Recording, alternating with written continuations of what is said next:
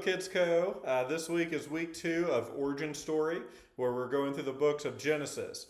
We are talking this week about Noah. And I know what you're thinking. This is a story I've heard thousands of times, and you may even be yawning. Why do we always talk about this story? This is a huge story.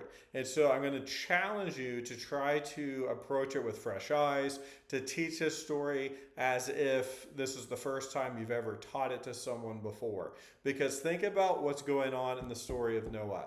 God asked Noah to do a huge thing that didn't make any sense to him. God asked Noah to do something huge in his life that did not make any sense to Noah. I want you to take the next few decades. I want you to build a giant boat and just trust me. And so here's the theme. We can trust God even when we don't understand. So let me ask you this. Has there ever been a time in your life where God was putting you through a season that you did not understand? Has that ever happened to you?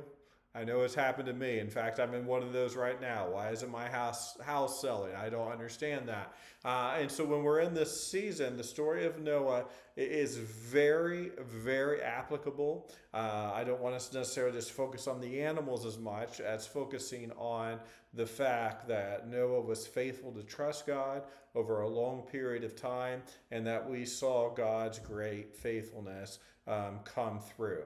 Another big theme with Noah and with students going back to school, another big theme was this. Noah was the only person who lived for God on the earth. He and his family were the only God-fearing people on earth. And so as people are going back to school, they may not have believers as in their friend group. They may not have believers on their baseball teams and their soccer teams. They may be worried about having believers at their new school. And so, what does it look like to faithfully live for Jesus when you feel like you're the only believer around? And so, two really big themes there that we have to explore in small group this week about the Noah story is one, trusting God even when we don't understand what God is doing, and how to live a godly life when it seems like you're the only believer. And so, really focus in on those two main themes.